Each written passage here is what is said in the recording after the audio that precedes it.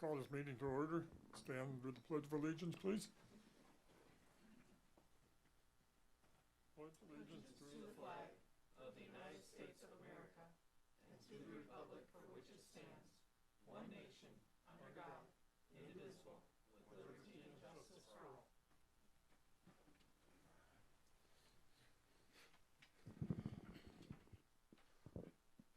Welcome to tonight's board meeting with the Windom School Board. This is the regular meeting for the month of October, and quite a lengthy agenda, but we'll push it along as fast as we can. And we have all board members present except for Mr. Bordewick at this time. He won't be here. He will not. Okay, thank you.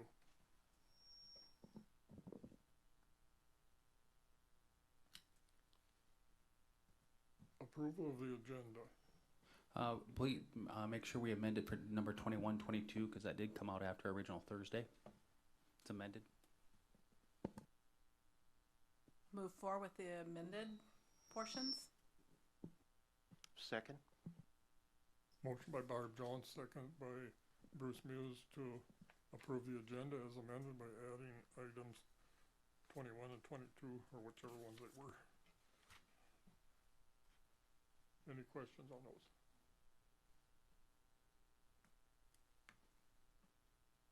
If not, we'll proceed to vote. All in favor of approving the agenda as presented then, say aye.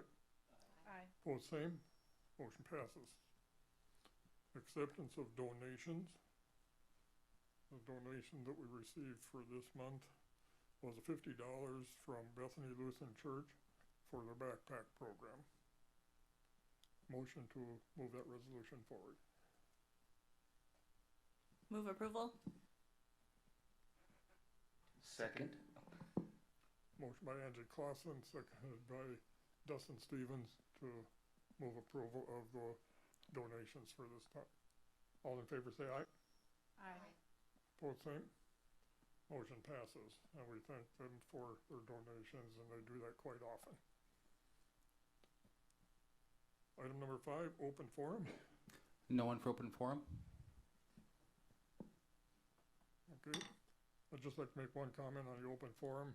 And you guys have been receiving emails from MSBA and from Mr. Wormstead about possible activities for open forum and people attending. And the state association has pretty much set down rules and regulations and ideas that they think we should be following if we do have people show up for open forum.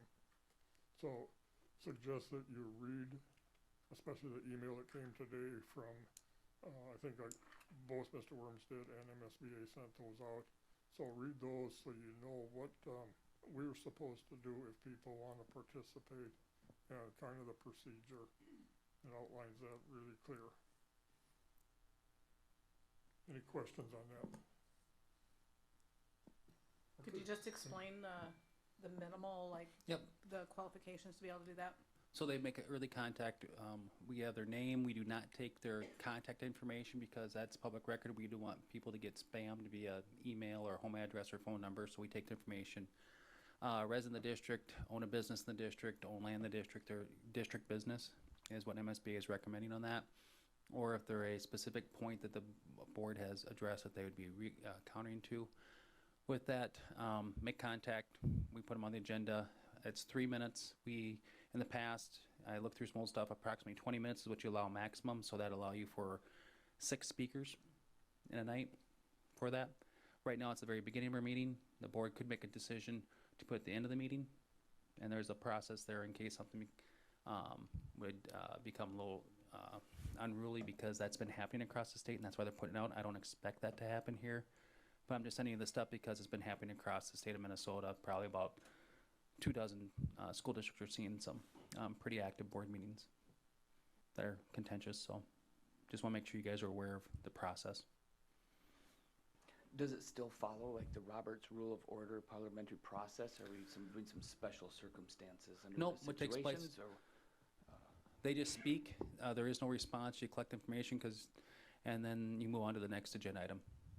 It's not a hearing where there's a back and forth on that. So it'd be the next meeting if you chose to address anything and put on the agenda in the future, but there's no back and forth on that. It's a chance to be heard because it's a public meeting. It's a meeting in the public, but it's to conduct the board's business. So And the board just basically listens. that's all they do. No response.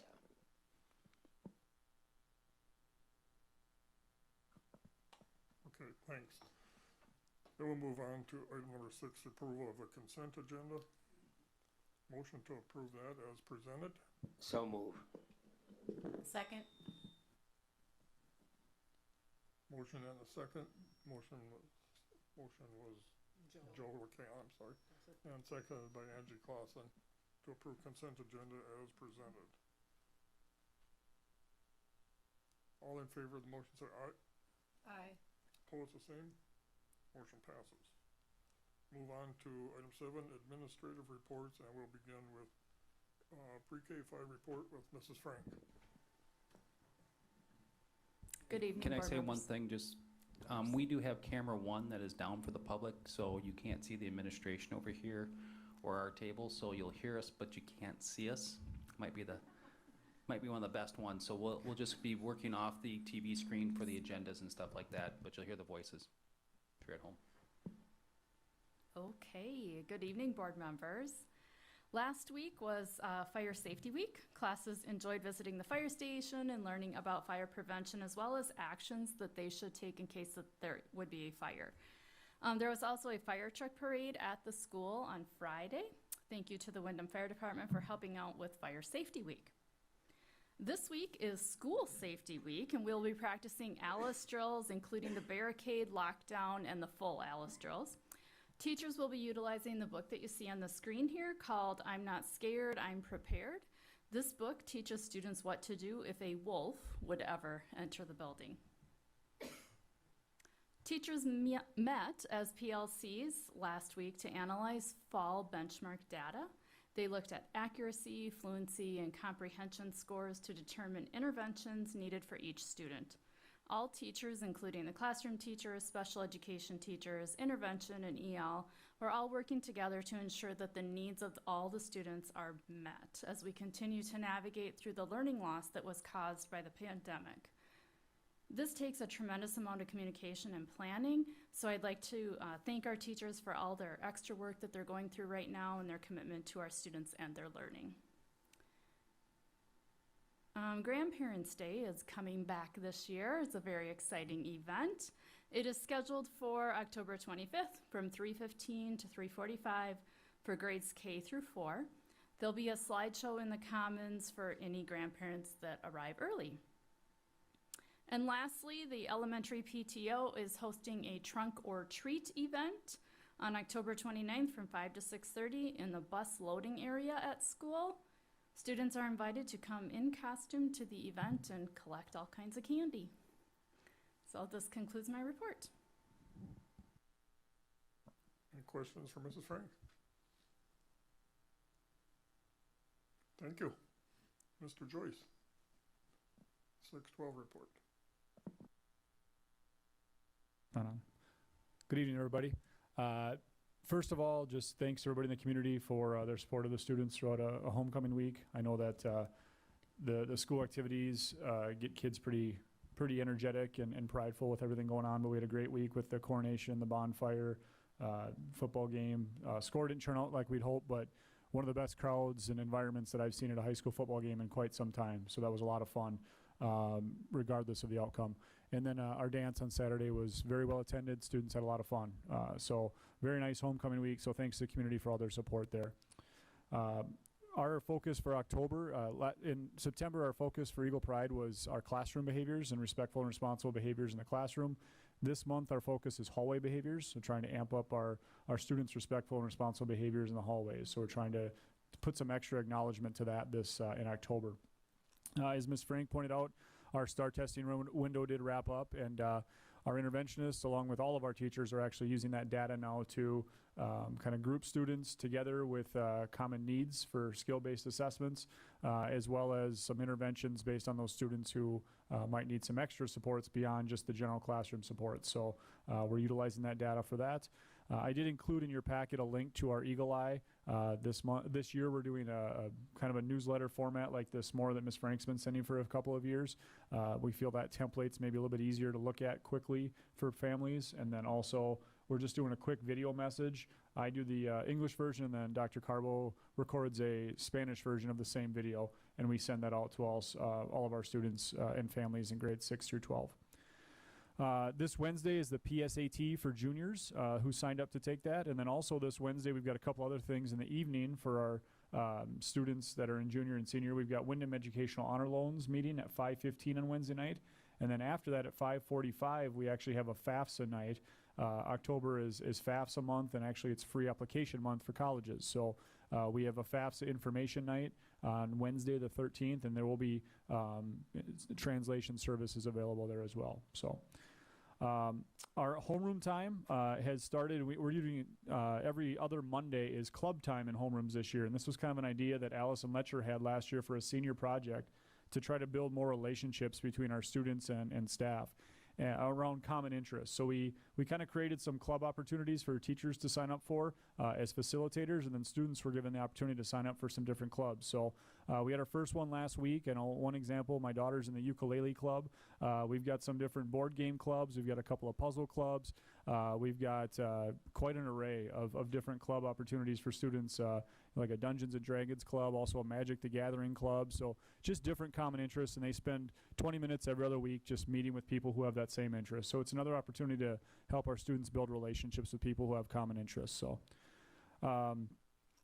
we are excited to offer, starting tomorrow with Southwest Mental Health, and this is happening also at the elementary, a program called Healthy Mindsets and Healthy Bodies. Rachel Cox-Raberty is working with some of our students. They got a grant actually to offer this program. It's a research-based curriculum that they're able to offer to a smaller group of students and just help build healthy mindsets and healthy bodies, just exactly what the title is. So that'll start tomorrow at 8:15 a.m. actually.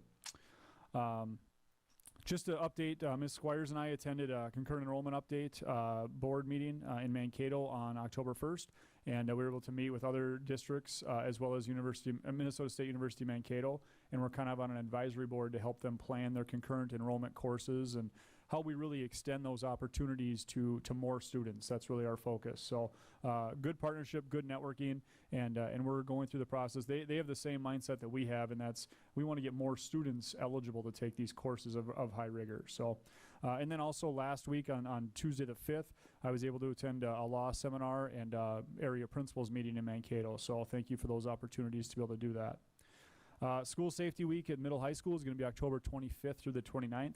And our teachers will receive information, and then we'll go through those ALICE drills, lockdowns, barricade, counter, things like that. So all of that will be taking place October 25th through the 29th at the middle high school.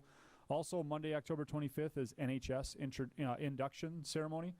So students will be receiving their induction letters soon on that.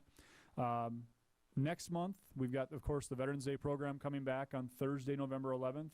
And planning has already started with Fred Meyer as well as Babe Kroll from the American Legion Post 206. And then our music department, of course, is planning on the school side of things. But we're excited to bring that back on Thursday, November 11th. We hope you can all join us. That's always a great event. And then finally, it's early in the year, but I had my first graduation meeting today. And of course, we're already starting the process of thinking about our 22-23 schedule. So it seems like we just got wrapped into the first one this year's, and now we're on to next year's. So that it takes quite a while to make sure we do it well, but those processes are starting already. So does anybody have any questions?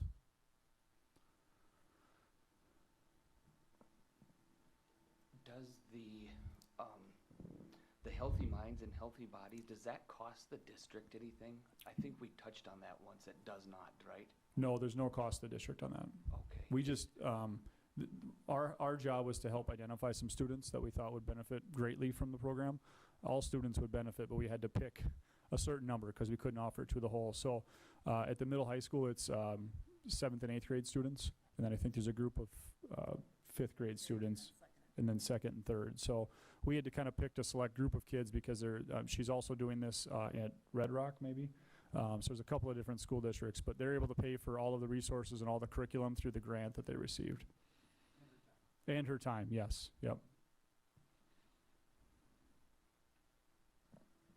Other questions? Thank you, Mr. Joyce. Thank you. Then we'll move to Superintendent's report. Mr. Wormstead. COVID update to date so far, and I did this as 10 a.m. Because of course right after that, we have a couple more cases. So currently right now we have 22 total cases, of which only 17 have been within our building. We have 2 current active student cases. We've had 2 teacher cases, and none of those are active. So we had 5 students that never entered our building because they're close contact to somebody at home, and so they never came in. So really we've had 17 students total so far this year, which is, we've averaged between 2 and 5. Somewhere in there usually what takes place in our count. So right now we're at 2 students positive that are out of school right now with that. And then we have some family close contacts, of course, because if you're a family close contact, you're required to quarantine also for that. So Sr3 application, I'll give you some overview here on this. The 160 code is the capital code that can actually be used for a lot of other things, but we've actually submitted the application for that HVAC replacements. $750,000 combined with money that we've set aside to pay for that. We do have a date coming up here. You'll see in your Board of Education notes for calendar dates. The remainder of that is $350,000 we have not budgeted. We can use that for next year. Still choose to amend the budget for this year if we find something to use for, or even use that for, if we need to, some of the EL salary, because we're an increased EL population with that. The 161 code is designated for learning recovery, now they're calling it.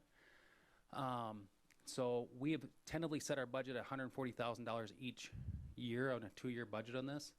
After school programs, summer programming, including field trips. It's not just learning recovery as in learning loss, it's also for those activities that kids didn't get in that 15, 16 months over that. So we're looking at different activities that we can offer in the summer that would be something that's unique. So it's not just students who fell behind, but all students having access to that opportunity. So possible robotics camps, field trips, different things like that. But we do not have a solid plan for that. I know Mrs. Frank and Mr. Joyce are working on some ideas to move that forward. We are using right now funds for tutoring after school at the middle school, high school. Mrs. Frank is getting Soaring Eagles geared up, ready to go, that we've run after school program for that. It also will cover transportation if needed for those areas. Partnerships with nonprofits. So let's say we usually do the reading program with Rainbows. So now we'd have an access to help pay for that busing and some of those things there that take place. So it's only 2 years we have that for, about $280,000, but we can pull some of that 350 over into 161 for that in some of those areas. And then we do still have the multiple revenue sources that Peggy and I have gone over before we're through that we are still working through. Some for learning recovery, some for social emotional benefit, some for just after school activities, all those little pots of money that we got dropped on us that we're pulling together to figure out how to use too. So these are the big ones for Sr3, but Sr3 application was due October 1st and Peggy submitted like September 28th. Of course, so that's done and in, and now we can amend or make changes if they require us to. Out of office dates that I have that'll be overnight would be MREA. There are some day trips in there, like to the service co-op at Marshall, but I usually don't list those just so you're aware of that. That's all I have right now on this, because everything else is really an agenda item to be talked later in depth, from hiring to everything else. Questions you have for me that wasn't on the agenda? Any questions for Mr. Wormstead? I know the summer programs with the use of the ESSER funds had a good turnout, and I heard good things from parents. What is the participation in the tutoring right now, the after-school programs? Is that going fairly well? To start the year, it's always a little bit slow, but right now our ICU list is ramped up pretty high, and we're about to mid-quarter. So we anticipate that the numbers will bump up quite a bit. But I haven't done a daily status count of numbers yet. But I did look at the data on STAR testing from last summer's group of students at the middle high school and how they did on their STAR test in the fall. And most of the students held or even improved, those that were in the summer program held or improved their fall score after they took that summer program. So that, and these were some of the most vulnerable students that were identified that needed that summer programming. So it was definitely worth it from a math and a reading perspective. Those students did hold, and typically we'd see those students that are really vulnerable through the summer they'd really slide. You'd see a big drop in their initial star score in the fall. And those students, we didn't see the significant drop that we typically see. So it was a beneficial program for sure. Good. Nice to see that continue. Other questions for Superintendent? Okay, thank you, Mr. Wormstead. Board of Education reports. So upcoming meeting, Buildings and Grounds on November 4th, 4 p.m. in Middle School, High School Conference Room. This will be a discussion recommendation on to proceed on HVAC replacement. The SR3 funds using that, and the powder coating paint booth, which will be separate of that. Justin Steffler from ISG and another engineer will be there to talk through. This is the meeting where we decide if we're going to continue moving forward to have them plan everything out so we're able to go to bid, or there'll be a discussion, so you're aware of this, to direct purchase through Service Co-op because it's pre-bid. I know I've sent an email about that before. A little note, those items, when we do a Service Co-op pre-bid, it's already been bid, gone through all the state bid specs, and those items specifically on there you can just order off, and it saves you your turnaround time in this crunch. Could save us 10 to 15 weeks on that. So we're going to be looking at that also at that meeting, so I just want to make sure you guys are aware of that or attending, but you'll have to come out with a recommendation to pursue moving forward for the November 8th board meeting in order for us to get that engineer designed and ready to go so we can have things here to start this summer. That's how far lead time we have to have if we want to actually have the project done. Questions on that?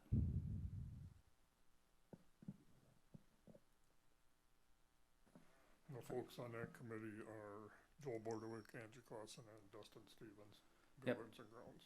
And then Bruce is the alternate. I And think Bruce Bruce for the HVAC is sitting on that this one, right? Okay.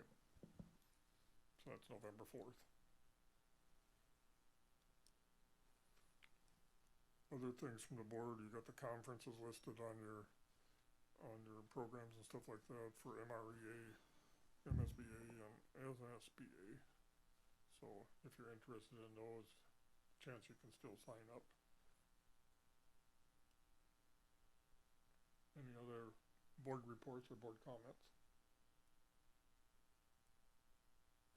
If not, we'll move on. Item number 8 is approval of the project payments for the elementary building. And the amount of the payment for this meeting is $10,469.70.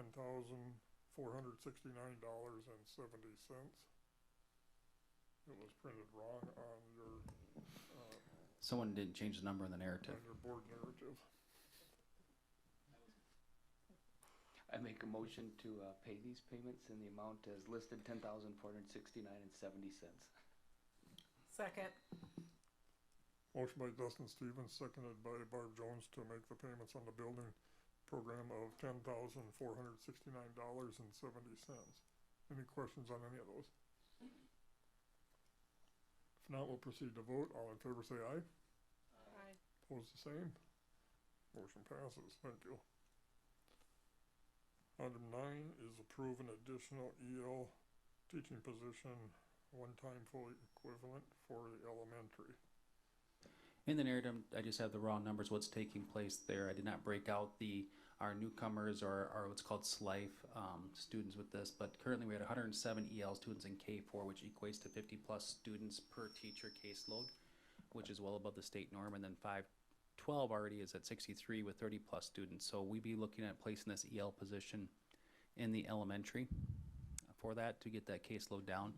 And we expect it still to gain students throughout the year. So our funding source of this will be looking at trying to use SR3 funds for that. There'll be a little bit of a process. We'll be okay at that, I feel, but that it will limit some of our SR3 160 if we wanted to put towards capital project. I'll probably have to come out of that and be coded over for there. But if there's any other things that come that's available for us to do this, we'll figure it out. But right now, we plan on using SR3 funds for this.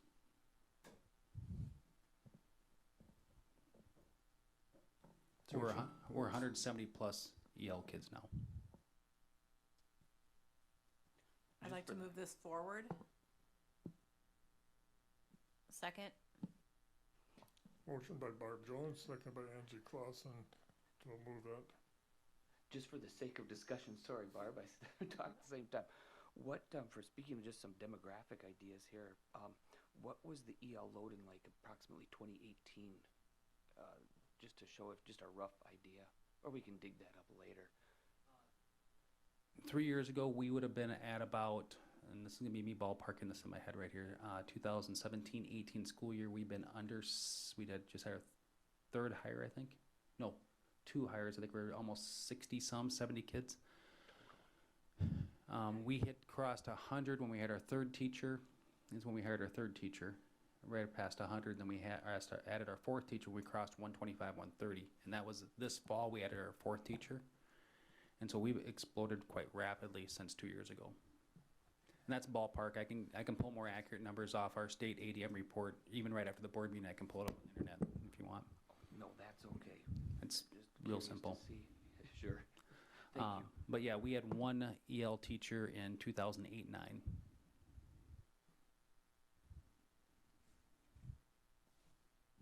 Other questions? If not, we'll proceed to vote on that motion to add the new EL position for the elementary. All in favor say aye. Aye. Opposed, same. Motion passes.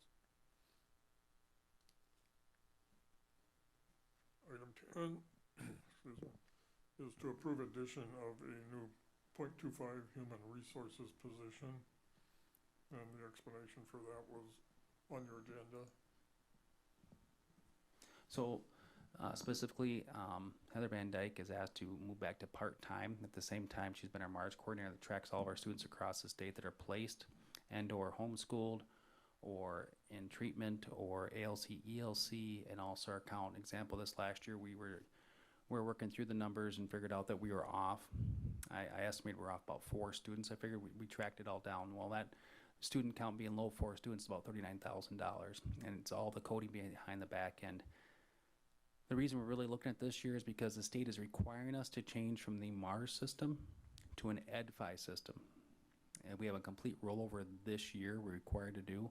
So we're basically running 2 systems side by side this year. We want to reevaluate this in the spring of this year, whether 30 hours is too much, not enough, or is this position completely needed at that time? But we'll be working through that. But this is exactly how we get all of our funding through and how the state reports back to us. So with the old MARS system going to the new EdFi system also this year, and next fall we have to be up and running completely. And we need to have those numbers correspond between the 2 systems for our payment this next year. We feel it's very important that we retain this. And so then the other duties pulled off. We went adding .25 human resources. All the human resources duties that Heather Van Dyke was doing will actually be pulled off and put on a different person then. And that's what you're truly hiring, is all the stuff pulled off that position, and it'll be in Jana's office. Questions? Peggy's here to answer more details that you may need. Is it possible there's somebody in-house that could take that position?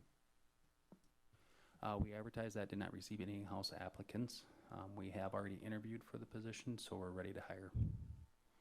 We started that. So we know that the board does not approve that, then we will not hire. But we also know that we have a short limited time for the turnaround to get this going. So we can add, we can interview, but we cannot hire until the board actually approves the position. So we pushed ourselves we've done this for teaching positions before, push ourselves further ahead so we didn't have to wait another 3-week turnaround on something. Other questions? We can just add it to Peggy's load. She's already doing Wayne's. Yeah, she's already covered for me. I want to say, I think we've discussed this before, that this was an area that was very much needed in the last couple of years. We've just put it off and put it off, so it seems very reasonable. Motion to approve that addition. Do we have a motion already or not? I'm sorry. Nope. I'll move it forward. Second. Motion by Barb Jones and second by Angie Clausen to add the .25 position, human resources. A little background, you had 3.8 in that whole area office that did these things, including the front desk media and those different portions. in 2007, 8, 8, 9 school years. And now you're at 5.25, which we've added 1.45 in 14 years. And we've added 300 students, almost just around 300 students. So, and employee numbers are up from 160 some to 208. So, just give you what we're looking at there. Other questions or comments? Now we'll proceed to vote on that motion to add the .25 human resources position. All in favor say aye. Aye. Opposed, same. Motion passes. Item 11 is to approve 21 and 22 lane changes, and you see those in your agenda also and up on the screen. A motion to approve those lane changes as presented. So move. Second. Motion by Joe LaCan, seconded by Bruce Muse to approve the lane changes as presented. Any questions on any of those?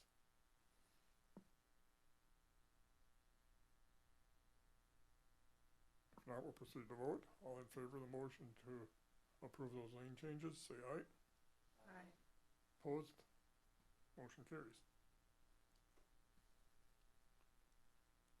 Item number 12. Approved therapy dog policy number 625. So by having the board go through this with the presentation last time and then actually approving the policy in place, at this time we would then move forward the therapy dog position by enacting this policy.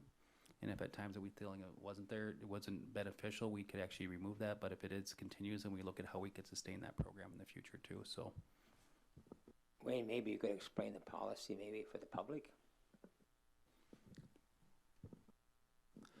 So our policy is exactly of how we will, first of all, our policy defines who's who in the policy from handler to trainer, who can do what's the training for this dog, where the dog is on duty, off duty, who's the host, rights, responsibilities for the treatment of this animal. Also, our general statement policy is actually what it's going to be used for social and emotional welfare and within our counseling program, okay? And our social worker will be the one working with this, and it talks about what the minimum guidelines for that dog is in order to be trained for this. That's A, guidelines. You expect to be clean, well groomed, expect to be not urinate, defecate in appropriate locations, of course, and through that entire process that takes place there. Responsibilities for the health, safety, and wellness of the animal. The other thing that we did add in here, which is this part's not on here, is we actually have a notice that goes to the parents to explain what's taking place. That was also in the presentation, plus also if a parent chooses not to have their child opt in to have that take place, for example, for your dogs or other items take place, that way the parent has a choice to opt out anytime. And then if we do any counseling or services with the dog, there'd be a notification to the parents that it's taking place before that, because that's what it's primarily before. But yes, the dog will be in the hallways with the handler and things like that. So we just want to know if there's any issues that take place. So it's full information to the parents that's taking place ahead of time. And Wayne, make sure that the liability falls back on the person that owns it, not the school. Actually, it falls into two categories with that. We've already approached our insurance company for the liability of the school with this, because it will be a program in our policy book, so we have to have liability on this also, and the handler too. So it's no different than if you chose to have a pet in your place of business. As soon as you do that, you'd have certain liabilities that could happen with that. But with this here, it's definitely within our insurance policy, and Peggy's already taken care of that. Because it was explained to us, there's no liability as far as the school when she explained it. Okay. That was good to know. No. At this time, there's no cost to the school for this. Once again, I've already made our insurance, our liability insurance aware of it. They reviewed the policy, had no issues with it. But it's always nice to run it by our insurance agent to make sure that there's anything out there. As we know, our liability covers is like $3 to $4 million. So, I mean, we are adequately insured for that. And like I said, at this time, there is no cost to the district. Not saying that that might not change in the future. But also the handler also has liability as far as insurance. The handler is aware of that.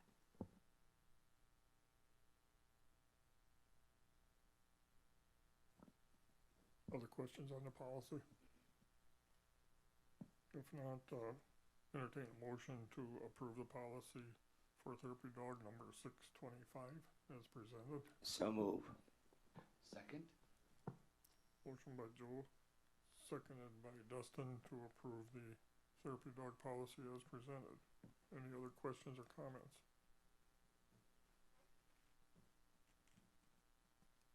If not, we'll proceed to vote. All in favor of the motion, say aye. Aye. Opposed, same. Motion passes. Item 13, approval of Baker Square fundraiser for middle school and elementary advisory committee or PTO fundraiser. Annual pie fundraiser, please approve it so I can get my pies. Is it for Thanksgiving? Is it elementary and middle school, or just elementary? Both. I move approval. I guess I better second it. Okay. Motion by Bruce News, seconded by Joe LeCan to approve the Baker Square fundraiser. Any questions? Now we'll proceed to vote. All in favor say aye. Aye. Opposed, same. Motion passes. Item 14, notice of locations where ballots will be counted for the upcoming election on November 2nd.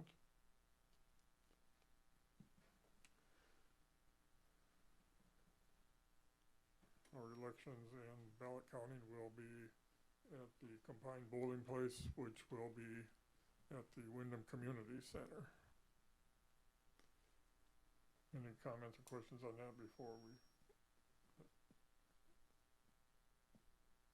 entertain a motion to approve that polling place for ballot counting? So moved? Second? Motion by Dustin, seconded by Angie, to approve the notice of locations where the ballots will be counted. Any questions? Proceed to vote. All in favor say aye. Aye. Opposed the same. Motion passes. Item 15 is approved notice of testing of the optical scan voting system.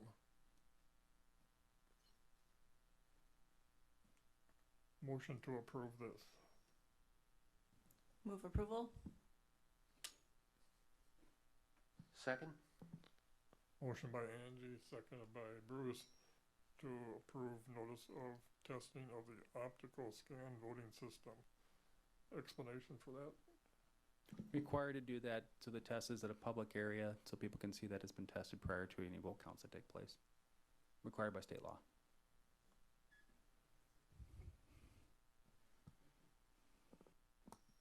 Any questions, comments? You want to just say, so the test will be conducted at 1417th Street, Windom, Minnesota on October 21st, 9:30 a.m. I've never had anybody show up for that in all my years of being a school administrator, but you never know. And that location is the school district office, Main office, yep. main office. Questions? Since Angie okayed it, maybe she should be there.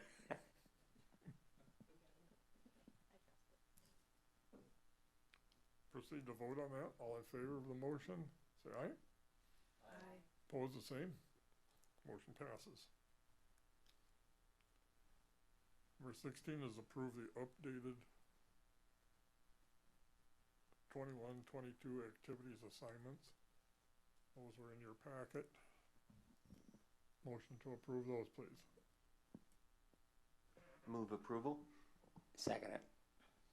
Motion by Bruce Muse, seconded by Joe LeCan to approve the updated activities assignment list. Any questions? Now proceed to vote on that. All in favor of the motion say aye. Aye. Opposed the same. Motion passes. Thank you. Item number 17 is a discussion on the IRHS chapter in Windom Area School District. And we have a couple people to present on that.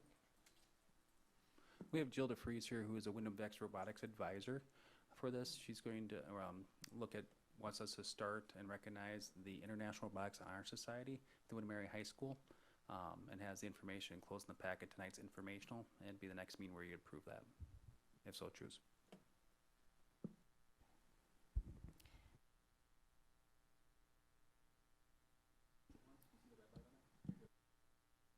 Oh, there we go. First, I want to thank you for the support that the school gives our organization. Without the school supporting us, we would not be able to have this organization. So I do appreciate it, and all the students and parents do too. I'm requesting that we start an international, or become part of the International Robotics Honor Society. We would be the first chapter in Minnesota, actually one of the first chapters in the Midwest at this point. Most of the chapters are on the East Coast, West Coast, South.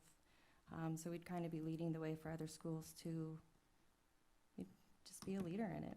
So what it does is, the International Robotics Honor Society recognizes individual students that meet specified criteria within academics, robotics, personal character, and community service.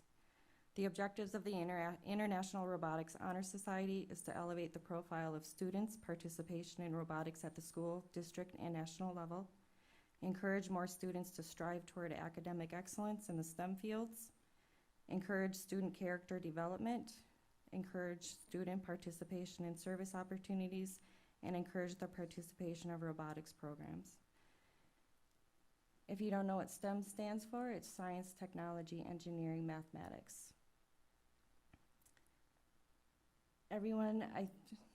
Our robotics organization is not like any of the other clubs that the school has. Mr. Joy spoke earlier about a few other clubs that we have. We are not like that. What these kids do is they have their, what you see are the accomplishments that we get out of competitions. You see their victories, you see that out of the newspaper. What I see are their struggles, their headaches, their determination, and their accomplishments when they figure it out. When you see that light bulb go on, when they're looking and trying to figure it out, it's awesome. I see why teachers love their job. It's one of the best things ever. For those who don't know me, or even those who do know me, I have zero background in any STEM. I worked food service, I was a pharmacy technician, and now I basically write estimates for a collision shop. What these kids do in that room is all on them. It's what they have learned from the teachers at Windom High School. They take what they've learned and use it in that room. They're considered a nerdy group. I tell them to hang their heads high, walk high with it when they get called that, because what they've accomplished is amazing. I think they're just fantastic. I would like them to have recognition with it. I would love to be part of this group. We don't have a lot of students. Between 6th through 12th grade, we have 25 students.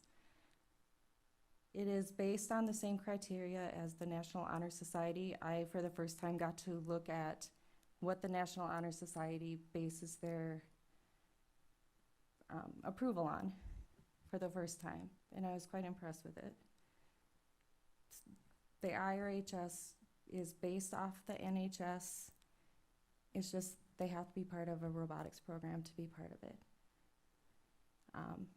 They have to have the same GPA criteria, the same community service criteria, but it's adding STEM to the society on top of it.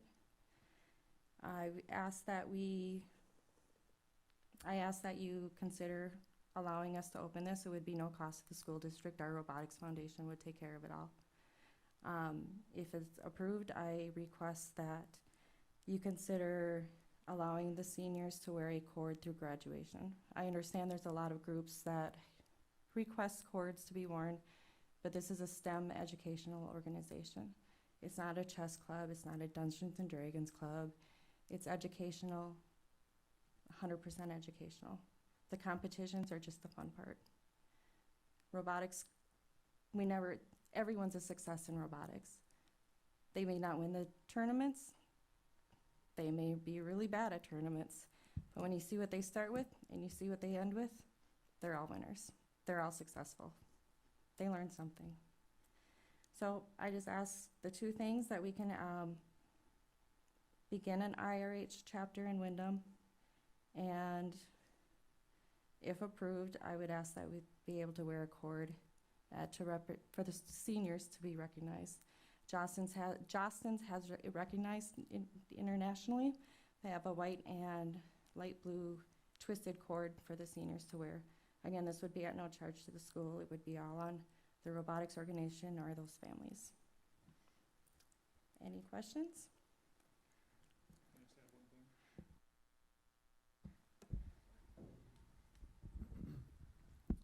As part of that, not every student that's in robotics would necessarily be in the IRHS. There's a faculty advisory committee similar to what we have for NHS. So students who are in robotics would be eligible as long as they meet those criteria.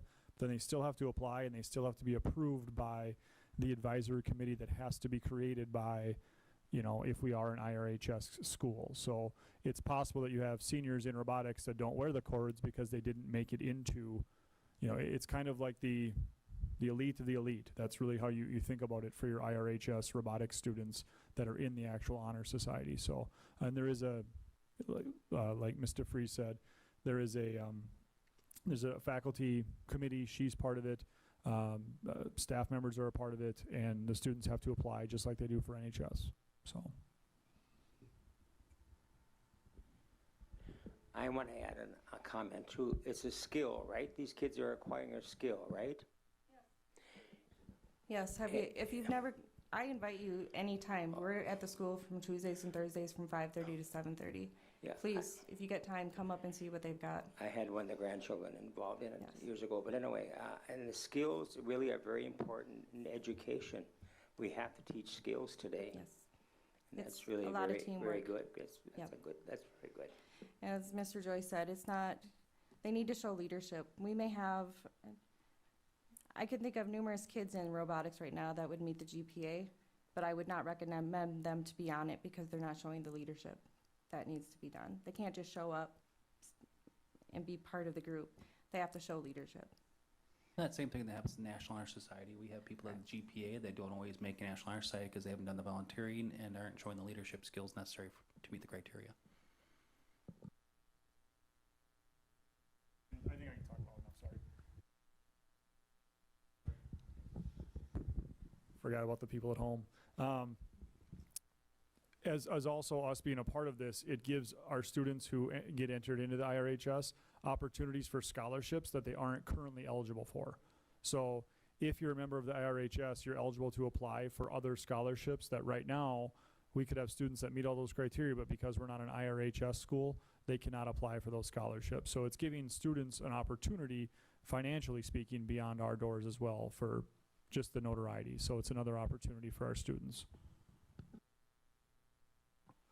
This is pretty neat to see that you're advancing into that. It has been neat through the years to watch what robotics has done through the newspapers, and at the Farm and Home Show they always have a display out there.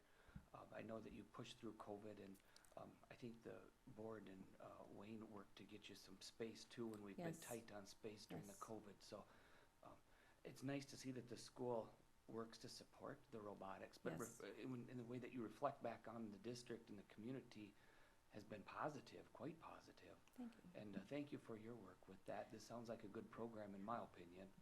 Well, now that I'm getting more comfortable, this is my third season, so I've kind of got the legwork down of how everything runs. So now I'm able to look deeper into what else is offered for our kids. You made nationals, right, in 2020? We made Worlds the last 2 Worlds. years. Worlds the last Yes, 2 we years. qualified the last 2 years. Wow. And fingers crossed this year so we can go to Dallas. So it'll be a much needed vacation. So when you look at this for the next meeting, I don't think there's any doubt that we can easily support an IRHS chapter at this. I did look at multiple other honor societies that people could possibly start within our district with this. The questions comes to at what point what are you going to recognize at graduation? So I did a quick survey of the other Big South schools. We have National Honor Society, of course GPAs we honor too with cords, and then Eagle Scout. When that happens, we honor that and they can wear a cord. other school districts within the Big South Conference only that did reply. Only one honored one other thing, and that was actually a Red Cross with that. National Honor Society, grade point averages, things like that. So, one, I think it's obvious that we need the IRHS, but we may want to look at starting to develop more of a formal policy before we start adding in, if you're an honor society, we just add another chord in. Because when I looked at some aren't nearly as difficult to do as maybe National Honor Society and IRHS. There's honor societies out there in a lot of different areas. Cursory look, and a lot of them have a lot less of a standard to be part of the honor society. So if we just say every honor society is going to have that, I think we need to make sure that before we do the honor courts and everything else, make sure that we have a standard for what's going to take place there, is all I'm asking on the second part. I think it's a good idea. So So we could look at what we currently use maybe as the benchmark for that. and say, what are Or anything. Yeah, for anything in the future, saying it's still going to have to meet these criteria. If you have an honor society that starts in 5 years, but their criteria is less than that, they may not be recognized at graduation. We can still support the group, but maybe it's not something that comes across graduation with chords or something. I don't know the answer to that. I'm just bringing this up because I don't want to see this become, I don't see it happening, but I just want to make sure the board, we start putting a process in on how these are decided more so than just, hey, the next one comes, the next one comes. We want to make sure there's a standard for what you're wearing. Yeah, In NHS, there's a standard. You had to meet pretty rigorous criteria, and with IRHS, it's similar. An Eagle Scout, there's very few of those, so we feel like that's a pretty high standard. If you become an Eagle Scout, I have no problem approving that for those kids that do that, because that's a pretty high bar. There's also, we've had people ask to be acknowledged with like a note in the program, which seems like a small thing for the school, but for the family, that's a big deal. We actually had one last year who was in an honor society, but it wasn't necessarily a school sanctioned honor society. It was one student, so we allowed it. But as Wayne pointed out, if you do a search, there are a lot of honor societies out there. So I think we probably need to have a standard of what we're acknowledging in our program, as well as what cords we're, approving to wear before we go down the slope of everything being an honor society. A couple of questions. How soon would you get approval to be part of this? And second question would be to Wayne, is this something that we could develop a policy for where this could take place this coming graduation? So the second one first, yes, we have time to do the second one for development policy and how we look at all honor society and how we recognize at graduation. That's more, not just IRHS, that's all of that. Second thing is that November 1st, she's already started the application. You approve on the 26th, she's already going to have it there, so we just send the board minutes that's approved and done. So we can meet the deadlines. That's the fast one we need to do. The second one, we can do a little research, say what would we want to do, how we want this to look. It also helps us, just have better answers for people. Just say, okay, yeah, can I recognize my child with this in the program and then this, and what's our standard for that? Because I wasn't an honor student. I'm going to tell you that right now. You're shocked by that, I know. But I looked at some of the criteria. I found 4 that myself as a student could qualify for as an honor student or an honor society, and I don't think I probably should have been recognized at graduation. And I only had 11 in my class, so just telling you. I got the diploma, and that was probably good enough. I didn't straighten things out till I was in college.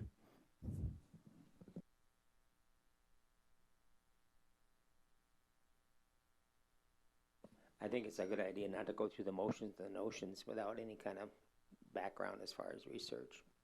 So my intent is to have this on the agenda at the work session for approval, so we can move forward. Not hearing any objections, so that's what we'll do on the agenda.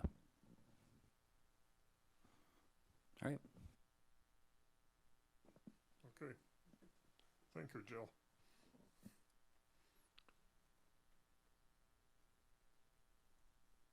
Item number 18, discussion on upcoming parent needs.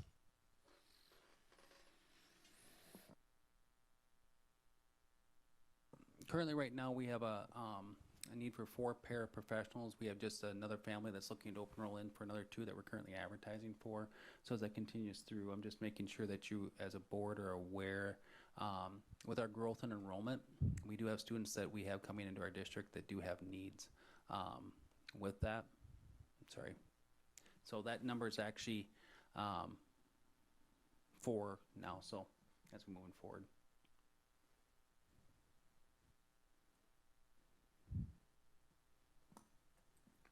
Questions, comments?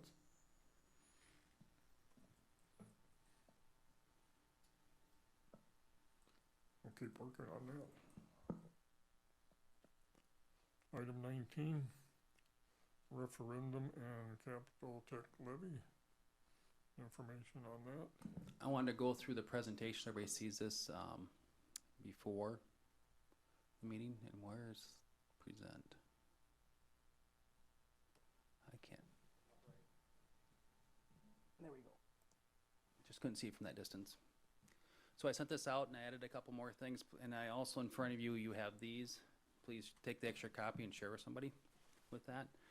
Question and answers. So this is what's going to be in the presentation Wednesday and Thursday, and this is your chance not just to hear it, but also to tweak or add anything that the superintendent or Joel Bordewick or Dustin Stevens would add to it at that time as we go through this process. So starting with our tax history since 2007, the community approved a $1,337 per pupil operating referendum as we came out of SOD, statutory operating debt. We renewed that in November 2013. Same number, which of course did not raise taxes, it just kept it level for where we were at. Then May 2018, the community approved a $24 million bond for new elementary and CT addition. Big question is, what do you use an operating referendum for? Well, we've used ours for staff increases to meet student enrollment growth. In 2007-8, we had 72.2 teachers on staff, full-time equivalents. Today, we have 97.2. We had 166 total staff within the district, and we have 205 now today. Realize that 166, those are bus drivers were included in that, and our 205 today does not include the bus drivers because we now contract that. So realistically, we're at about 220 people that directly support from our district on this. Our K-12 enrollment has increased from 895 students in 2007-8 to right now K-12, 1,160, and our preschool program's gone from about 55 to 60 kids to over 90, almost 100 students now, separate of that. So where we put those additional teachers and staff, in general, we've increased the number of preschool teachers, we have class size reductions, we are 4-section school, K through 9, keeping class sizes smaller. We've added intervention teachers, TAL teachers, special education teachers, English language learner teachers, program offerings we've increased. We've added a business full-time CTE. We've added medical careers, increased our science offerings, and our college courses have gone from 18 credits to 43 credits over that time. And then we have our support staff, which is Paris, custodial, office, admin, and food service. I need to add food service in there. So here's just sort of a raw data sheet on here to look at that. As you can see, this sort of mirrors and follows our Q&A flyer that we have. Same information there in student enrollment numbers. Number of teachers added, 25 teachers, 39 total staff, not counting the bus drivers that are working for Palmer now. Capital items, we've added 2 additional bus routes, and we've also gone technology 1-to-1 plus all the infrastructure needed for that, which paid huge dividends during the pandemic for us to be able to set up for that. You look specifically in category areas, we're 21 preschool teachers. We have 12 more class sections. We've hired 8 elementary teachers for the regular classroom, 3 ESL teachers, 2 interpreters and paras, 3 special education teachers, and 3 intervention teachers. We've added 1 full-time art position, 0.4 science, 0.5 social studies, 1.5 PE, 1 full CTE position we added this year, which we didn't plan on adding until next year, but enrollment growth and popularity of our CTE center sort of dictated that be added this year. Business teacher, that business program was cut back in the 2000s, cut back, going back 0.25 medical careers, including the medical career lab that we now have. 1 social worker and 1 counselor. When we in 2008-9, you had 1 counselor and 1 social worker in the district. Now we have 1 for each building. 1.2 nurses has been added, a 0.75 instructional coach, and then 2 assistant principals. We used to have 2 principals, a dean of student, then we went to 3 principals, then we went to, and a dean of students, and then we went to just 2 principals, 2 assistant principals. So FTE-wise, it's just been a change in how we've actually structured that and basically added 1 position over that time. Worked through the finance committee on the school board there to look at different options. So I came up with 2 proposals. The renewal of the operating referendum in November 2021, this is not a tax increase.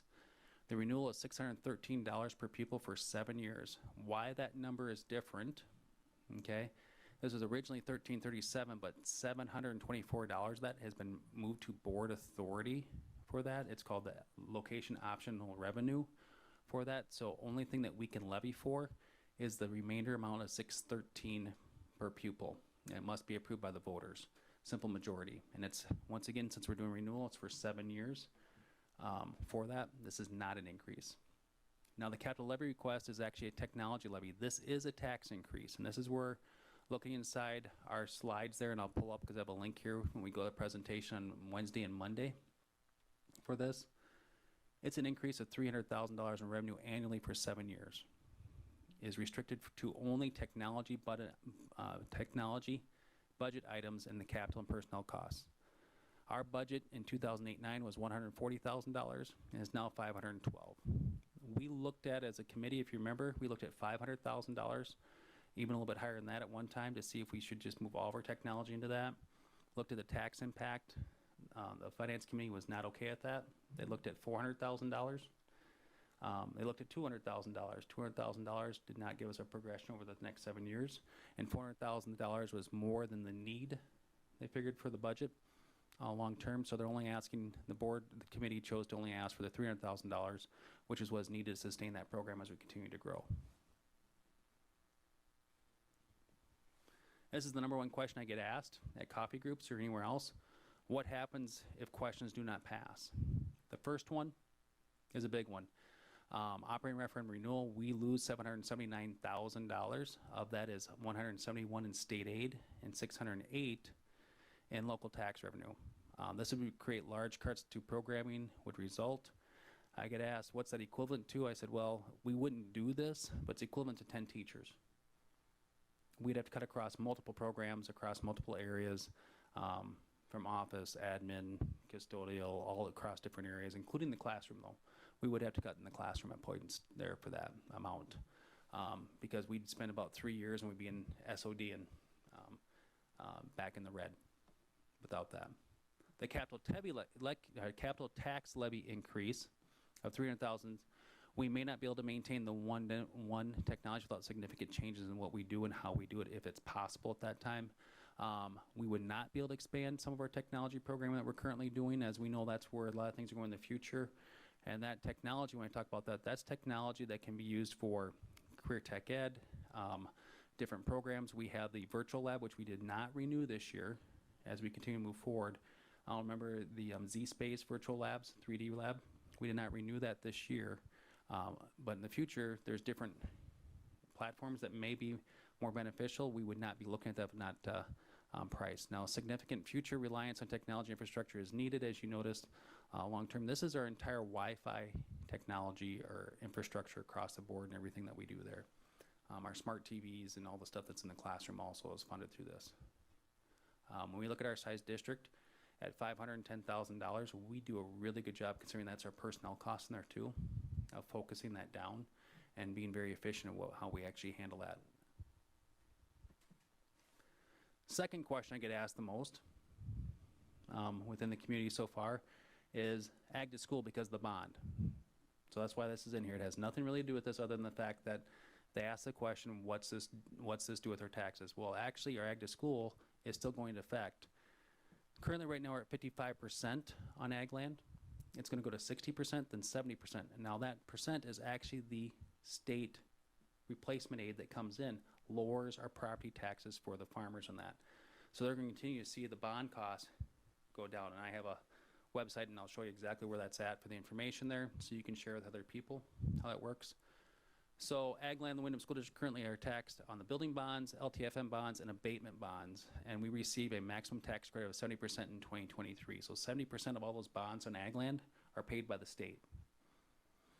And just a little piece of information on that is, for every $4 we have in revenue, only $1 is the local tax dollar. The other $3 come from the state, because how we structure everything across the board. Tax impact for operating renewal and tech levy. Also ask if we ever reduce taxes. It's about the third or fourth question I get asked occasionally. Lease levy reduction, do we ever reduce? Yes, we are reducing lease levy. Our estimate we used in all of our items are $95,000. It's actually looking at might be a little bit more than that on the lease levy reduction. So what we use this lease levy for was the rental of the bark for a preschool and that portable building outside of Wind Fair. And we said as soon as we had everything taken care of, the portable building would go away. We stopped taxing for rental space and we'd use Highland. And so we used the long-term facility financing that we already had. We didn't ask taxpayers for extra money. We already used the money we had to redo Highland into a preschool center. So we didn't ask for extra tax dollars on that. The lease levy reduction is not an estimated tax impact statements on that's mailed out, because that comes in after the December meeting. Our tax levy sheets do show that dropping off, but it will not show on their tax statements. We did include the lease levy reduction is in our information, so you can see that. If you look at that grid, we do show that. So people can see that that is coming off. The operating renewal will not be a tax increase, but will vary depending on the valuation of property assessments and aid to levy ratios provided by state of Minnesota. So basically if your property values have increased in the last 7 years, from the last chart we had, or even last year, you're gonna see, of course, a higher assessed valuation, which means your ratio is higher. If your property values have dropped, you'd actually see that go down. And then capital tech levy, this will be a tax increase on all property within the Windom School District. That includes ag land and seasonal recreational. That sort of spreads that all out. So I think your father-in-law was at, when I explained this at coffee at McDonald's, one of the guys asked, not your father-in-law, asked the question, he says, well, how does that affect us? Says, what's gonna happen is you're gonna see your taxes go up a little bit on a piece of property if the valuation stays the same. On ag land, go up and then drop back down. So it'll be 21, 22 be just a little bit higher, then 23 will drop below 21 on this still. So you're gonna see that continue to drop on that. So try to answer as many questions as we can. The board committee did a nice job of limiting that tax impact. The big information is the website. District website has the tax information and special election. It's right under the top tab. We made a very simple, straightforward website saying where the vote is taking place, absentee ballots, where they're available at, the last day to grab one, the 2 questions, and this is the one piece that's in our information flyer, is that question 1 must pass for question 2 to be considered. So question 1 must pass for question 2 to be considered. Our generic information right here, straightforward on what the 2 questions are. We have linked in here the digital copy of the flyer that went out in the shopper. October 2nd, board letter, all the information that's in the presentation. The only thing I did not put in the presentation, which I'm thinking about adding now, the more I look at this, and I got asked questions the other day, last Thursday, about what other school districts were. And I had this with me. I just left it at the table at McDonald's. I think it's gone now because I was in there today and it's gone. But showing what other districts are actually operating levies and what they're asking for. So we're very reasonable within our 30-mile radius of what's taking place here. The history, of course, and this shows what it is. So example, if you have a $150,000 home, you're looking at $26 a year, a little over $2 per month, if both questions pass. With that, commercial property, if you have a $100,000 valuation on your commercial property, you're looking at just under, it's about $250 a month. And that does not include the reduction, correct? This does include the reduction. This does, okay. This does include, we did type this in with the reduction so they can see the true cost impact on that. Even the ag land with this, and also our seasonal recreational with this. So an assessed value of the house within our community, let's say if with the assessments going up and everything else, you have a house of $200,000, assessed valuation is $3 a month for that. So try to keep the numbers as low as possible on the ag land too, to look at as a chemical additive per acre that takes place, because that's something as a farm kid you look at, what's the additives you put into an acre in order to get your yield and return on, what's the cost of that. So it's been a good rule of thumb in the years I've used in the past to say, does it cost more than an additive? And then really, is it getting too expensive then?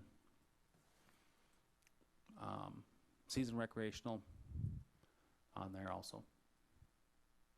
you'll see that on our operating levy, ag non-homestead, and seasonal recreational do not pay for our operating levy of $613.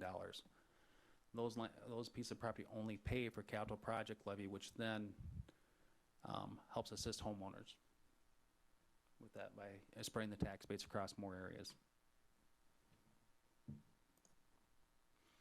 Next piece is we have the property tax impact page. So you can actually run your numbers with this of what they'll be. Right off your own valuation notice that you receive. So you can put this number in here for residential homestead. I think that's 5 zeros is all. So, yep, $36. The difference is the $4, but the net is over here. You have commercial industrial. So if you had a 200,000 piece of property, commercial industrial, calculate 63 and 6. Seasonal recreational, cabin in the lake, 37. Now realize that the reason these numbers are out, they don't do it to the decimal, they do the rounding for that. So now ag land, what Ellers will do, our financial advisors, you reach out to the Ellers, they'll actually run every single 80, 60, quarter, whatever you have the information, they'll run it exactly against that piece of property there, so you have the exact tax impact on this for that. So it's more accurate. And then it talks about non-homestead credit, special property tax refund based on income. It can be a refund for that, and then also senior citizens, how they can use some of the Minnesota law to their advantage for that, for taxes. Then we have a frequently asked questions.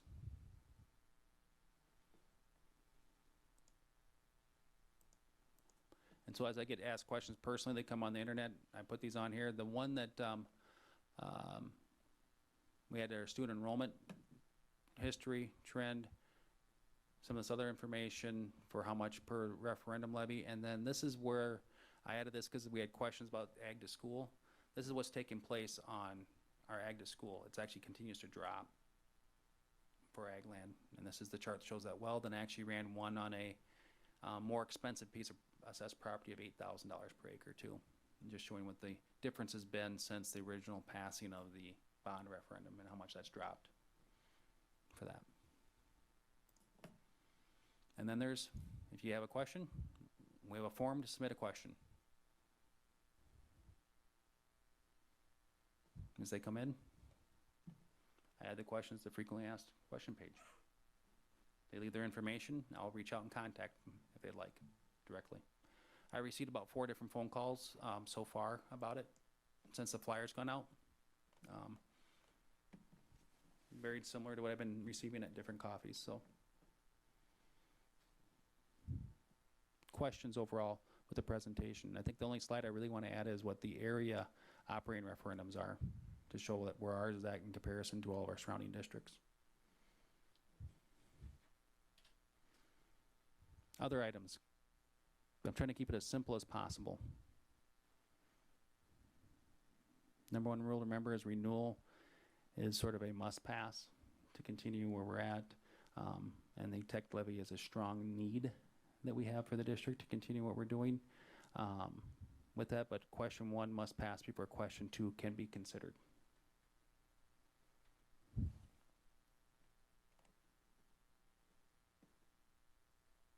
Other items.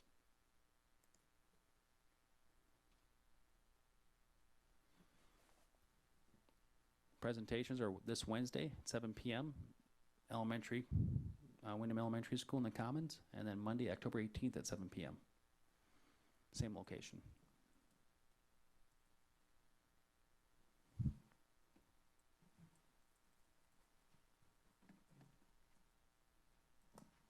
Any questions, comments?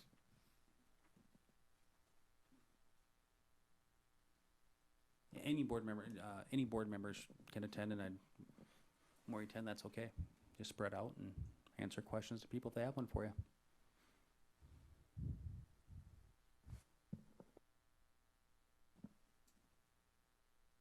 Anything else on that? I think it's a good presentation. Then we'll move on. Item 20, teacher and staff recruitment.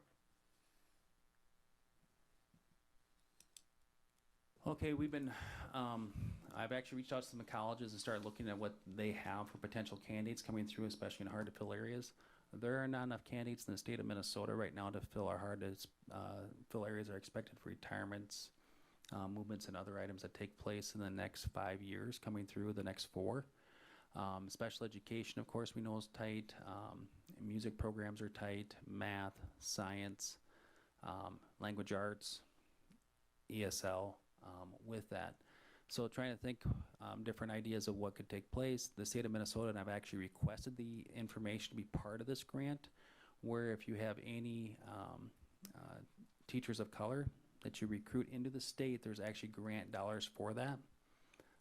So when I start looking at our Hispanic population, we start looking at our connections, talking to High Life. We have an opportunity to recruit teachers out of Puerto Rico. They're U.S. citizens. They've attended the Puerto Rican University, which is a U.S. university, or a university in the United States, 50 states. They are licensable. We've talked to MDE with that. There is a process to do this, and considering that we're 30% diverse, our teachers don't always look like all of our students. And that's something that's very good if we can find highly credited teachers to work in our school system for that. But not only there, is we may have an opportunity to recruit custodians, food service, paraprofessionals, bus drivers, whoever else, as spouses of people that work in High Life and moving their families here, as we're seeing families move to this area from Puerto Rico. So talking to High Life, they're willing to let us use their space. The key is we still have to find quality applicants, regardless of where they're coming from for this. This might be just an area with this, and I share this with the Big South superintendents, and there's about 3 other districts that have high Hispanic population are very interested in this also, because we're all seeing the same thing. There's just not enough teachers in the pipeline in rural Minnesota. It's getting as difficult as I've ever seen it, and I was recruited teachers on the Cheyenne River Reservation, and it's more difficult than that right now. 20 years ago, trying to recruit teachers to western South Dakota. So as you look at this, is we are going to face in our teacher shortage post-COVID, a lot more retirees, not staying on as long, people transitioning out of education possibly in different areas.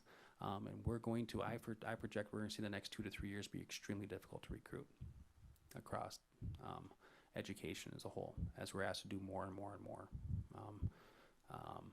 beyond just education in the classroom, as you see. Social, emotional learning to, I mean, I was in an email group this day about how we're, which is the right thing to do. We're going to find more coats, hats, gloves, shoes, everything else for anybody moving here with their families to a cold weather climate from a warm weather climate.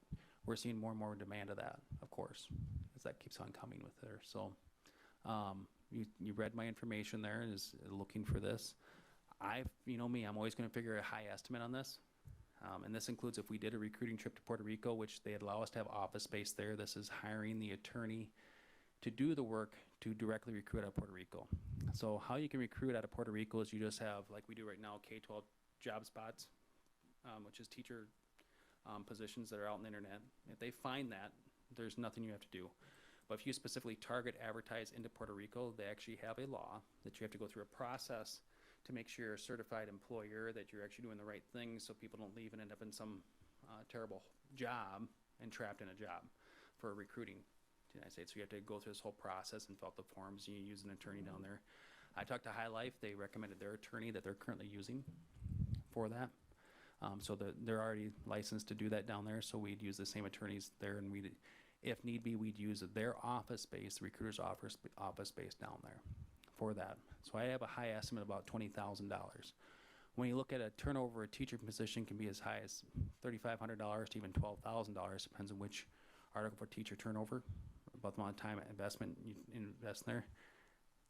Recruiting teachers is not that expensive when you look at the possible rate and return on that. So this is not for a decision tonight, but it's more of a discussion. So I appreciate you guys asking questions, concerns, pros, cons of doing this.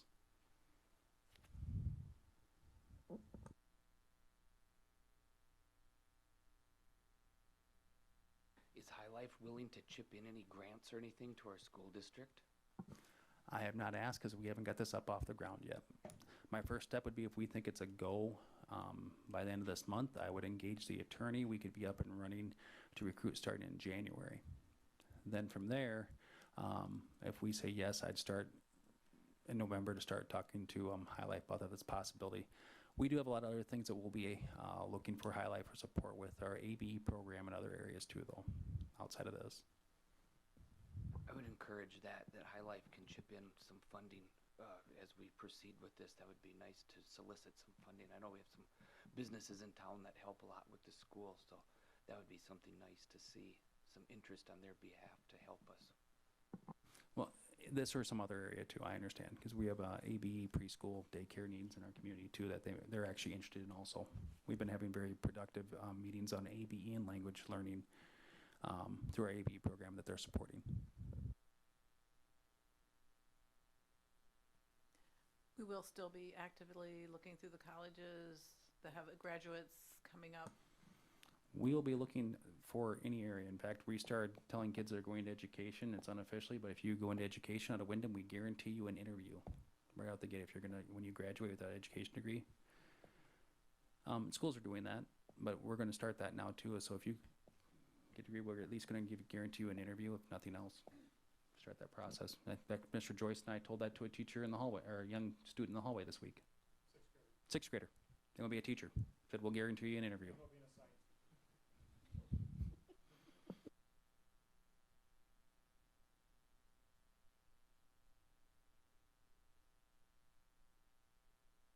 We'll still recruit our entire Midwest area that we do. The question is going to be there is how much more aggressive we can get with our on-site recruiting. On-site recruiting works if the person's targeting that area, and then also works occasionally if you catch somebody who's just on that. Most of our applicants come from still online with our younger generation. For instance, Sioux Falls has been good for us. Visiting college campuses when we do that has been very good for us. Twin Cities, we have not gone back there for about 3 years, 4 years, maybe longer now. Time flies. With COVID, it might be 5 or 6 for that. Those are regional ones, and there's one out of Iowa that's pretty good too, and Fargo. Are there more incentives for teachers to be coming, I mean, like financial help with their school loans? Do we have anything like that that's being offered anymore? I've looked at in the past. The problem is for us is sustainability of a loan forgiveness program. I know I talked before at the union about that a little bit. Our problem is sustainability of that. The other area that you could look at is signing bonuses. Last year we looked at offering our first signing bonus to a music teacher last year. Signing or moving bonus to bring back, but that person, one of the first candidates, that turned us down on that. So those things are, we can do those things. What I'm penciling out is what's a sustainable program to do and how you do that. The good news is that looks like the federal government is going to now start actually using their federal forgiveness loan program that had less than a 1% forgiveness on all those. If you've read the Department of Education last week is actually going to review all those, and there's people that underpaid by like 3 cents a month. What happened? They became ineligible even though they made every payment for 120 months. Because the way the system works, it always under deduct. So we're hoping that that helps our current staff and other young staff that have loans, but we'd have to dedicate some funding sources for that in our budget if we're gonna do that. Good questions, Barb. Thanks for bringing those up.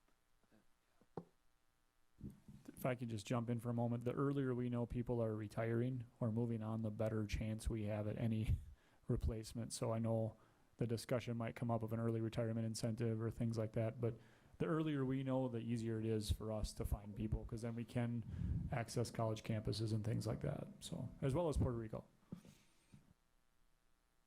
Incentive, early resignation incentive, not a retirement incentive, a resignation incentive, because if somebody knows they're going to be moving because they're getting married or something like that, we put that out at the November board meeting for first files in December and January for that, so we can start recruiting in January at the earliest. We want to be recruiting in January and February, because most schools start mid-March or actually April 15th. So we want to be 2 months ahead of that in our recruiting efforts for deeper pools. Hires after April 15th, April 1st actually, are very difficult to fill after April 1st.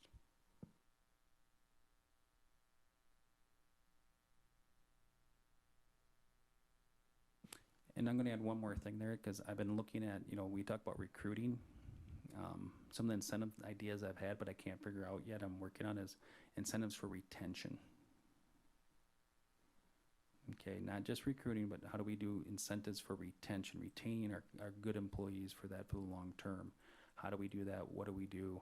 I found a couple schools that do a couple pretty interesting things. I haven't quite got that penciled out, how that would work at the rate they're doing their bigger schools.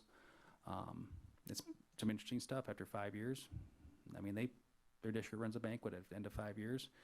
Teacher comes up, they get a $500 check in front of everybody. You have 10 years, you get a $1,000 check. 15 years, you get a $1,500 check in public recognition for that in the district, not just teaching in their district. And they do 20 and 25s. And other districts have gone to not doing that. They've done special packages for HRAs, healthcare savings plans, and this goes to like all employees. If you hit 30 years in the district, you get X. You get 25, you get Y, but nothing under that. But there's things out there like that for retention and looking at that. It's just you have to put a cost dollar to that. And I know Peggy and we look at that and go, okay, is it sustainable is our question. That's what we have to make sure of. Because there's a lot of great ideas, but in 10 years from now, 15 years from now, I'm retired and gone. I don't want you to be cursing me because we came up with this great idea that you can't afford to do long term. So it's got to be one of those things that's sustainable.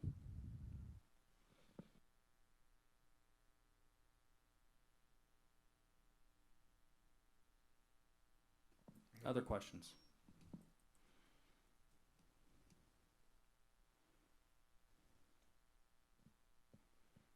Any red flags, concerns, please air those, because if you think this is a no-go to start looking at this and some other thing,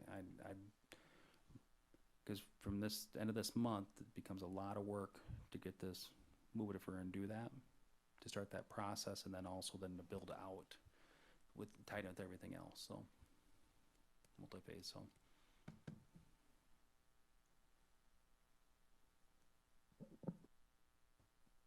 no major objections then? Continued on the path? Are we on the exploratory stage yet until the end of this month? Been exploring and trying to finalize this for cost. So as soon as the next board meeting, I'll say either we're going to go or no go, because by the time we come around the next November 8th, if we're still not ready, we're going to miss the timeline to recruit by the time we get the paperwork done. Because I've been looking at this since the end of August. And looking at different methods and how we can do this. And funding wise, I'm not too worried about, because we can use our staff development funds for recruitment and retention. There's a little caveat in the law that allows us to do that. So I use some staff development funds and some general fund reserves the first time before we commit long term. If it really bombs the first year, or we think, hey, we did okay job, we can make a decision for the next year of how we change it the next year too and do it. But I'm thinking long term about how we staff our facilities for our students and our families.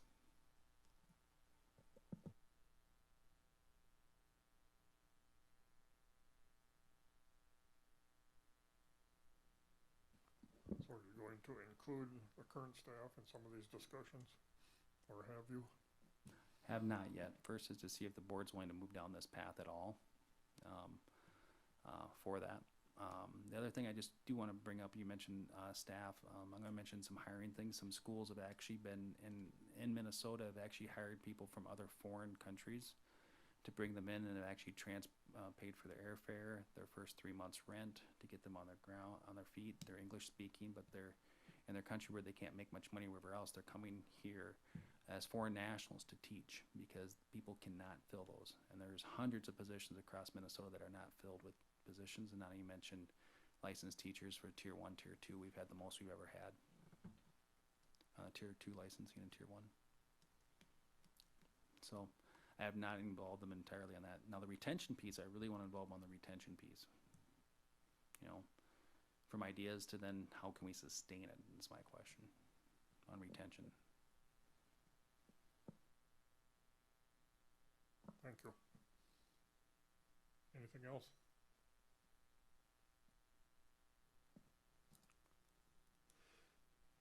Item 21 is now Music Department Fundraiser. This is an action item.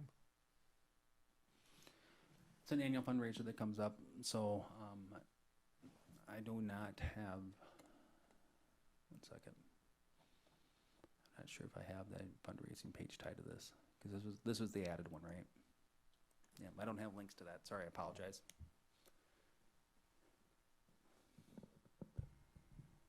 Frozen food fundraiser. Sorry, I couldn't remember what it was. Frozen food Frozen fundraiser food fundraiser. that they do for their trip to Florida. And it supports it if the band is able to take a stage band trip prior to the Florida trip as well. So students are able to bank in their account for both of those, but this particular one would be a frozen food fundraiser.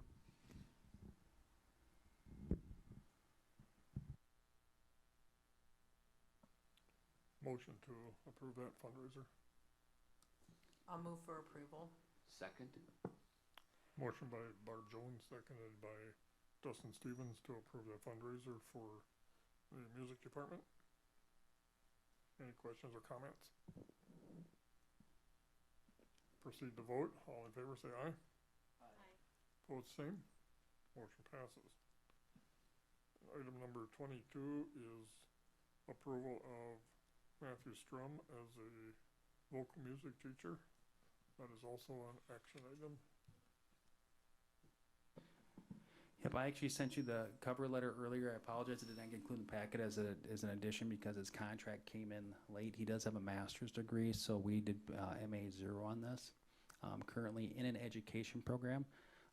Mr. Strum has a strong vocal background, and part of that and comes highly recommended by Mankato State University is that he's in that program.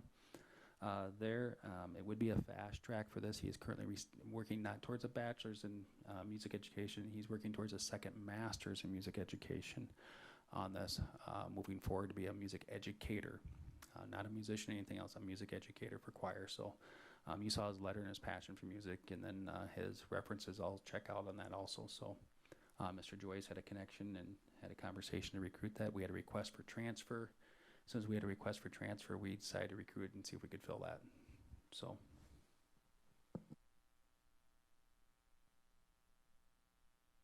Questions? Motion to approve the hire. Move approval? Second? Motion by Andy, seconded by Bruce to approve the hire of Matthew Strum as a vocal music teacher. What would be a start date? 18th. Okay, thank you. Questions or comments? Now we'll proceed to vote. All in favor of the motion to hire Mr. Strum as the vocal music teacher, say aye. Aye. Opposed, the same. Motion passes. Any other items anybody has? I actually have those EL numbers for you because Peggy pulled up the state site. So 16-17 EL, we had 86, 17-18, 93, 18-19, 93, 19-20, 114, 2021, 124. This is average daily, not our high point. That's just the average throughout the year. And today, right now, we're north of 170. Those are all K-12 figures. That's K-12 figures.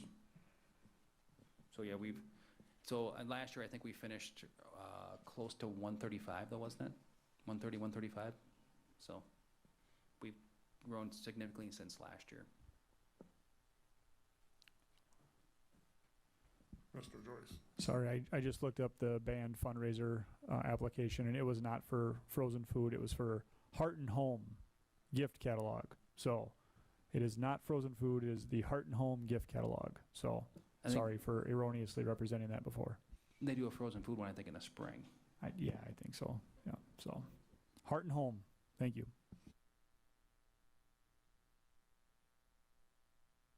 Any other items anybody has? If not, we're adjourned.